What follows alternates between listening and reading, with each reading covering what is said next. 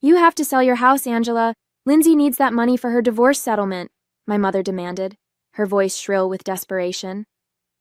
I sat at my parents' kitchen table, gripping my coffee mug so tightly my knuckles turned white. The afternoon sun streamed through the window, casting shadows across the familiar oak table where we'd shared countless family meals. Now it felt like an interrogation chamber. I worked 15 years for that house, I said, my voice trembling. It's everything I have. Everything you have? My father scoffed. What about family? What about your sister? She's going to lose everything in this divorce. My name is Angela, and at 35, I never expected to be fighting my own parents over the house I'd worked so hard to own. I run a small gift shop in downtown Austin that I built from scratch, working 60-hour weeks and living in a tiny studio apartment until I could finally afford my dream home. My sister Lindsay, on the other hand, had married Richard, a wealthy real estate developer, right out of college. She'd spent the last decade hosting lavish parties and vacationing in Europe while I was building my business. Now that Richard was divorcing her for his younger assistant, my parents expected me to bail her out. Lindsay's lifestyle isn't my responsibility, I said firmly. I can't just give up my house because she spent all her money on designer clothes and fancy cars. My mother's face crumpled. How can you be so selfish? Your sister is about to be homeless.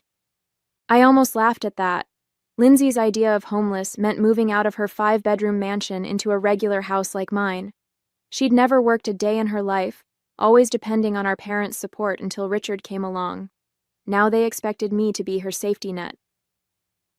She can get a job like everyone else, I suggested, earning gasps of horror from both my parents. A job? At her age?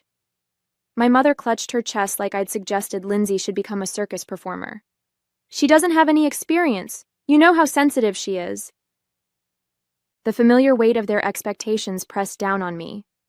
Ever since we were kids, I'd been the responsible one, the steady one, while Lindsay was too delicate for real life. Now, after years of finally building something for myself, they wanted me to give it all up for her again. Growing up, my parents had always treated Lindsay and me differently. While I worked summer jobs and saved for college, Lindsay got new cars and unlimited credit cards because she was too artistic for mundane concerns. When I started my business, maxing out my credit cards and working day and night, my parents called it my little hobby. But when Lindsay wanted to become an interior decorator for wealthy clients, mainly her friends from the country club, they paid for an elaborate office and marketing campaign. The business lasted 3 months before she got bored. I thought about all the times I'd stepped aside, letting Lindsay take center stage. The family vacation funds that went to her spring break trips because she needed the experience for her social development. The college money that paid for her semester abroad while I worked 2 jobs to cover my tuition.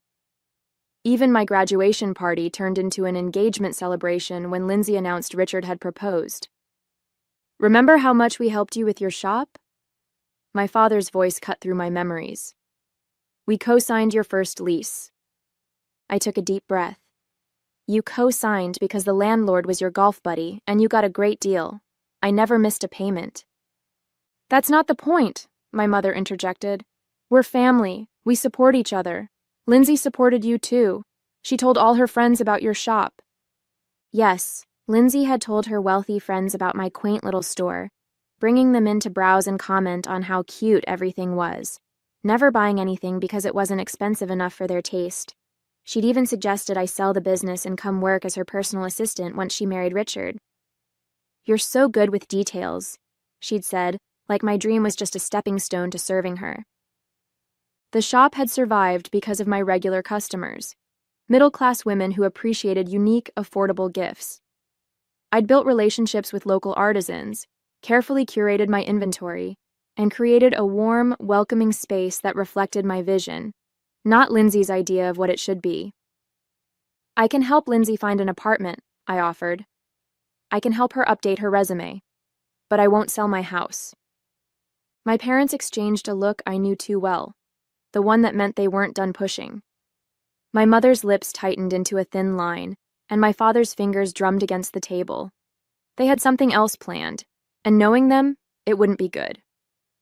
My father leaned forward, his voice dropping to that quiet tone he used when delivering ultimatums. Angela, there's something you should know. Your mother and I have been talking to Aunt Patricia about that summer you stayed with her during college. My blood ran cold. That summer, I'd caught Aunt Patricia's husband embezzling money from their family business. He'd begged me to keep quiet, promising to pay it back. I'd agreed, young and scared, watching from a distance as he eventually returned the money through profitable investments. Only my parents knew the truth, or part of it.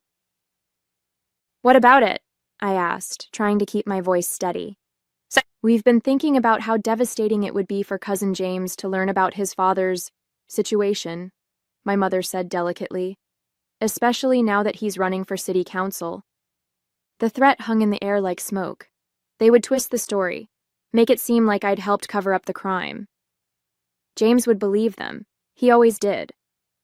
My reputation, my business, everything I'd built could be ruined. You wouldn't, I whispered, but I knew they would. They'd do anything for Lindsay. We don't want to, my father said softly. You're our daughter too. We love you. But Lindsay needs this. She's not strong like you. She can't handle being poor. The word too echoed in my head. You're our daughter too. Always second, always the afterthought. I stood up, my chair scraping against the tile floor. You know what? Go ahead. Tell everyone. But first, maybe we should talk about those property deals you helped Richard make, Dad.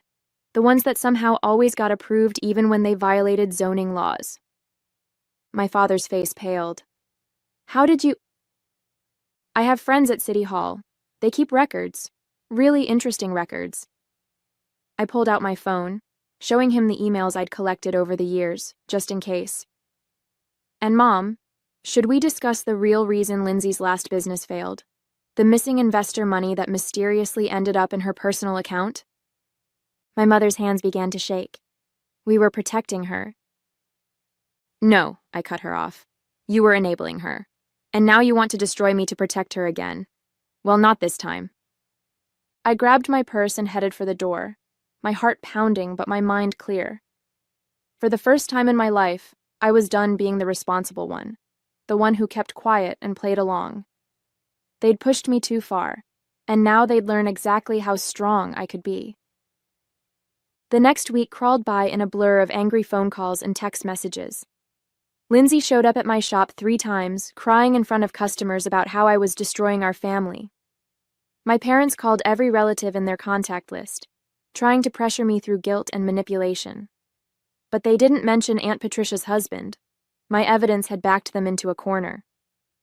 Then my mother called with an invitation that was really a demand. We're having a family dinner on Saturday. Everyone will be there. Aunt Patricia, Uncle Robert, James, all the cousins. We need to resolve this as a family. I knew what they were planning. They'd gather everyone, paint me as the selfish daughter refusing to help her poor sister, and pressure me into submission through sheer force of family disapproval.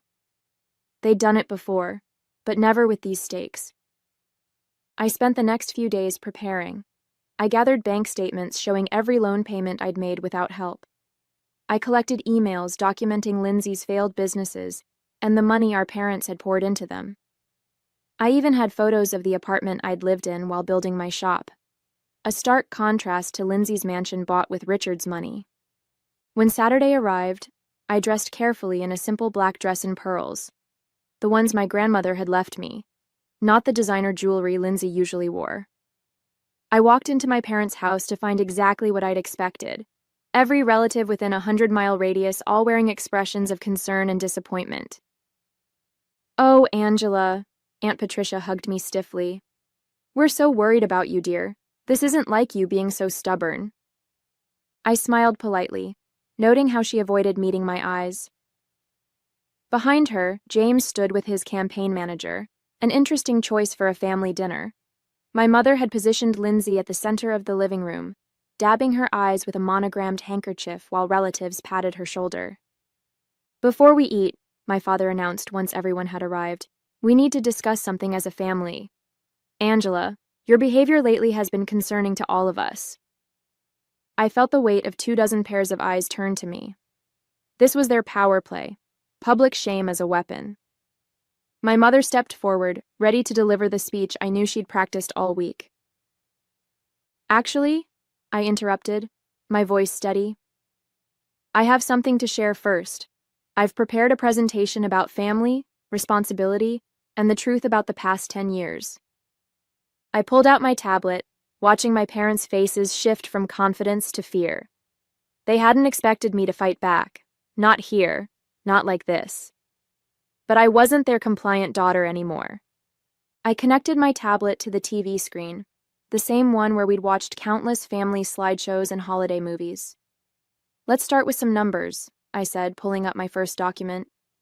This is what I paid for my house, $280,000, and here's my mortgage history, showing every payment I made myself. Angela, my mother warned, but I continued. And here are Lindsay's bank statements from her interior design business. The screen showed transactions flowing from the business account to Nordstrom, Saks, and luxury car payments. Notice how the investor money, $175,000 in total, disappeared within 3 months, none of it spent on actual business expenses. Lindsay jumped up. Those were business clothes. I had to look professional. And this, I swiped to the next document, is Dad's email exchange with Richard about the Henderson property deal.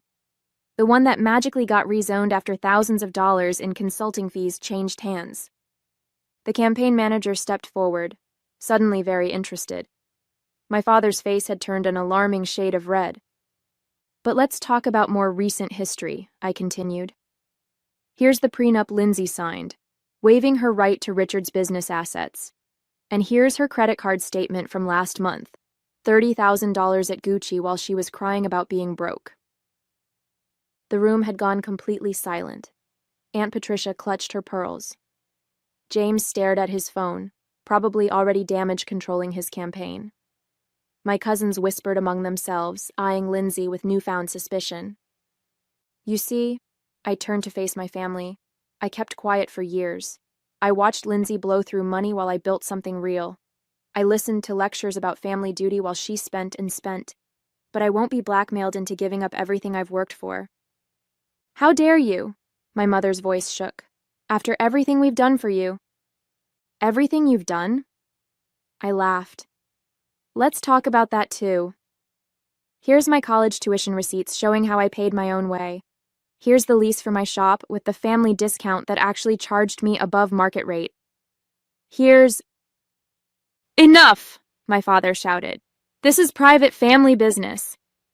No, Dad. You made it public when you invited everyone here to gang up on me. You wanted to talk about family? Let's talk. Let's really talk. Lindsay burst into tears, real ones this time, and ran from the room. My mother followed, calling her name. The campaign manager was already heading for the door, phone pressed to his ear. Several relatives suddenly remembered other commitments. I stood my ground, tablet in hand, watching my parents' carefully constructed narrative crumble around them. In the chaos that followed, my father tried one last time to regain control. If you don't delete those emails right now, he hissed, you'll regret it.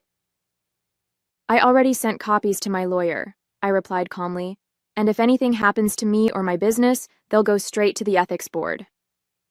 Aunt Patricia stepped between us, her face ashen. Robert, perhaps we should discuss James's campaign situation privately. She steered my father away, leaving me facing my mother, who had returned without Lindsay. How could you? She demanded, tears streaming down her face. Your own sister. You mean like how you threatened to destroy my reputation to help her? I cut in. Or how you covered up her embezzlement. That kind of, how could you? The remaining relatives shifted uncomfortably. Cousin Rachel, always the family peacemaker, tried to intervene. Maybe we should all take some time to... No, I said firmly. I've taken enough time. 20 years of watching Lindsay get everything while I worked myself to exhaustion.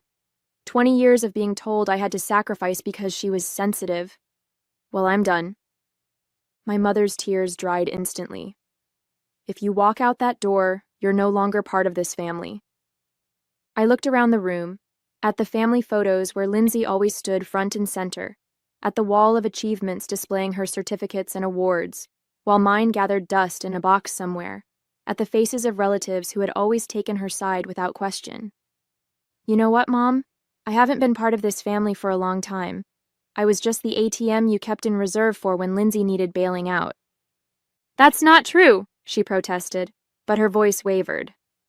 Then name one time you stood up for me instead of her. One time you put my needs first. The silence that followed was deafening. That's what I thought. I gathered my things, feeling lighter with each step toward the door. Behind me, I could hear my mother starting to spin the story already. Poor Lindsay, horrible Angela, ungrateful daughter. But it didn't matter anymore.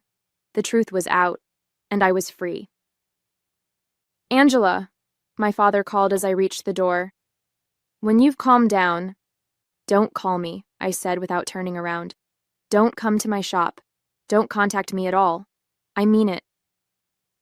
I walked out into the evening air, taking my first deep breath in what felt like years. My phone buzzed with messages, probably relatives choosing sides already, but I ignored it. I had protected what was mine, and that was all that mattered. The weeks following the family confrontation were both challenging and liberating. I changed my phone number, blocked family emails, and focused on my business. My shop had always been my sanctuary, but now it felt even more like home. My regular customers noticed the change in me. I stood taller, smiled more easily, stopped apologizing for things that weren't my fault. Lindsay made one last attempt to reach me, showing up at closing time with puffy eyes and a designer handbag that probably cost more than my monthly mortgage payment. I had to sell my Mercedes, she sobbed. I'm living in a 2-bedroom apartment like some kind of peasant. You're living like a normal person, I corrected her, continuing to count the day's receipts. Millions of people do it every day. But I'm not like other people. She collapsed into one of my display chairs, the vintage ones I'd refinished myself. Mom and Dad can't help anymore. The bank is asking questions about the business loans. Everything's falling apart. For the first time, I looked at my sister, really looked at her. Despite the expensive clothes and perfect makeup, she seemed smaller somehow. Less like the golden child who could do no wrong, and more like someone finally facing reality. Get a job, I suggested, not unkindly. Start small. Learn to manage money. Grow up. A job? She said it like I'd suggested she try living on Mars. I don't have any skills. Then learn some. Take classes. Do what everyone else does. She stared at me for a long moment, then her face hardened. This is all your fault. If you just sold your house... Get out! I pointed to the door. And don't come back. That was the last time I saw her. Through the grapevine, I heard she'd moved in with our parents, who were now struggling with their own financial problems. The scandal had forced my father to retire early, and several of his business deals were under investigation. My mother had to cancel her country club membership, a tragedy she made sure everyone knew about. Meanwhile, I threw myself into expanding my business. I hired 2 part-time employees, started an online store, and began hosting craft workshops that quickly became popular. Every success felt like a vindication, proof that I'd made the right choice in standing up for myself. The most surprising support came from Aunt Patricia. She sent me a letter, handwritten on her expensive stationery, thanking me for keeping her husband's secret all those years ago and apologizing for not seeing how Lindsay and my parents had treated me. You were always the strong one, she wrote, but that doesn't mean you deserve to carry everyone else's burdens. Her words hit home. I had been strong, too strong for too long. I'd let my family take advantage of that strength, twist it into an obligation to fix their problems. Breaking free wasn't weakness. It was finally having the courage to use my strength for myself. In the following months, I discovered what real freedom felt like. I redecorated my house, painting walls and replacing furniture that I'd chosen to please my mother's taste rather than my own. I joined a business owners group, making genuine friendships with women who celebrated my successes instead of trying to diminish them.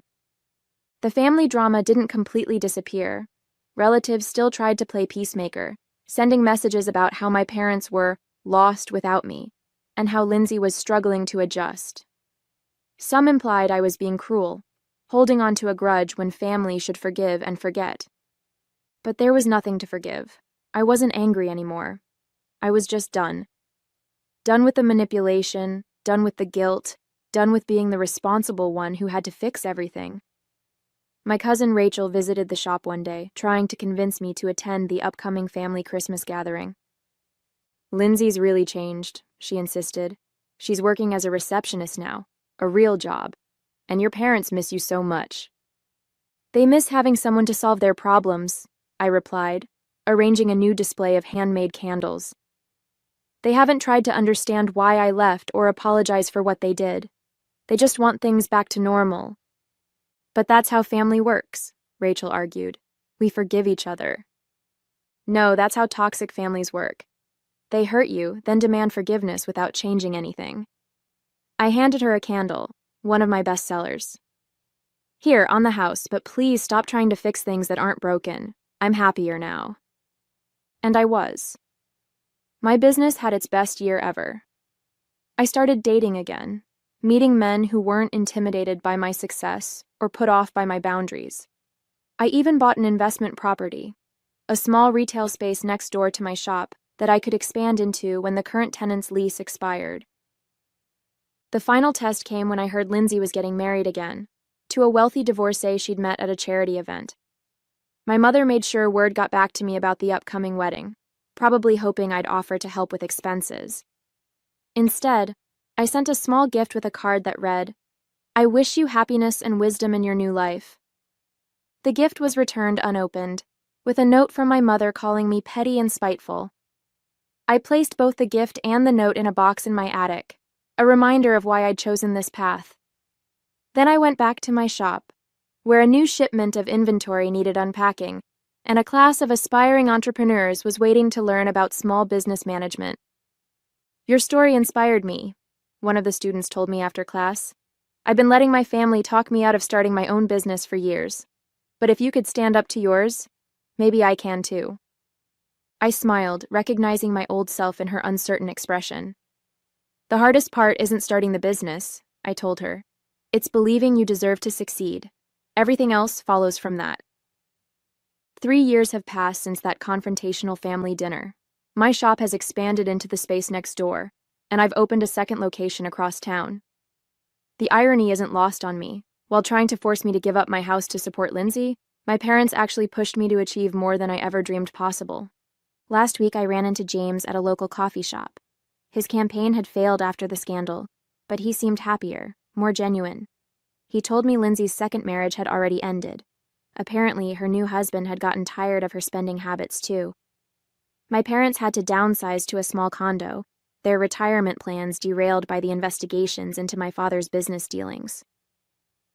"They still don't understand what they did wrong," James said, stirring his coffee. "Aunt Helen keeps saying if you'd just helped Lindsay that first time, none of this would have happened." I thought about that on my drive home, how they still saw me as the cause of their problems rather than the consequence of their actions. The old me would have felt guilty, responsible somehow. But I've learned that their inability to face reality isn't my burden to bear. The house they wanted me to sell has become my favorite place in the world. Each room represents a choice I made to value myself, to stand up for what I'd earned. It's not just a home anymore. It's a testament to my freedom. Sometimes I wonder what my life would be like if I'd given in to their demands that day. I'd probably be living in a small rental somewhere, watching Lindsay squander my sacrifice while my parents praised her for trying her best. I'd still be the family ATM, expected to bail them out of every crisis while putting my own dreams on hold. Instead, I'm thriving. My business seminars are always full, mostly with women who've faced similar pressures from family or friends. I teach them what I learned the hard way, that success means nothing if you let others take it from you, and that real love doesn't come with conditions or demands. Last month, I received a wedding invitation from cousin Rachel's daughter. Inside was a handwritten note. "You showed me it's okay to be strong, to stand up for yourself. I hope you'll come. I sent my RSVP with a simple yes. I'm not afraid of family gatherings anymore. They have no power over me now. The family that once tried to shame me into submission has lost their grip on my life. My parents and Lindsay are still stuck in their cycle of enablement and excuses, but I'm no longer part of it. I've built something better, a life where I can be proud of my strength instead of having it used against me. The house they wanted me to sell? I just finished renovating the master bathroom. Every morning, I look in that new mirror and see someone who finally learned to put herself first. And I've never felt more at home.